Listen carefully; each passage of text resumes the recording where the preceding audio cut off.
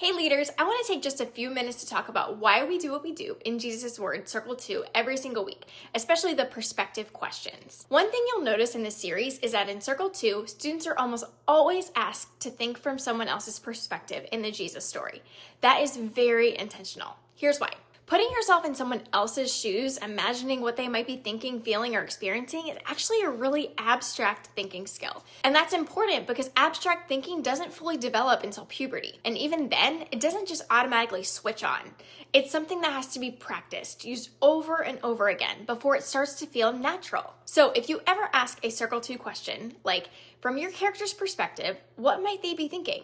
And you get blank stares or short answers or awkward silence, that doesn't mean it's not working. It actually means it is working. This activity helps students do more than just hear about Jesus from their own point of view. It helps them slow down and step into the story to imagine what it was like to be someone else in that moment.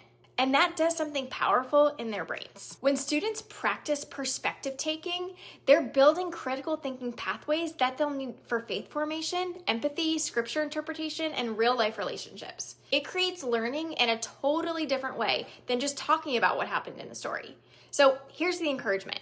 Don't get discouraged if they struggle. Struggle means growth is happening. And if a student is having a hard time answering from their assigned perspective, here are a few simple ways you can support them as a leader. The first option, you can open it up to the group and say, does anyone else have a thought about what this person might be thinking or feeling? That lets the student stay engaged without feeling put on the spot. All right, the second option, you can give a few gentle possibilities and let them choose. Something like, do you think your character might be feeling confused, hopeful, or nervous in this moment? This still keeps the thinking work on them, but gives their brain a starting place. And lastly, the third option. You can let them talk it through instead of answering perfectly. You might say, if you were there, what do you think would stand out to you the most? There's no rush here. The goal isn't the right answer.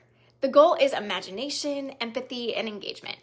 When students learn to put themselves into the story, scripture stops feeling distant or flat. It starts to feel real, personal, and alive. And over time, this kind of thinking becomes more natural for them. So keep going. Keep practicing it with them. You're helping them build skills they'll use for the rest of their lives, not just today. You are doing really important work.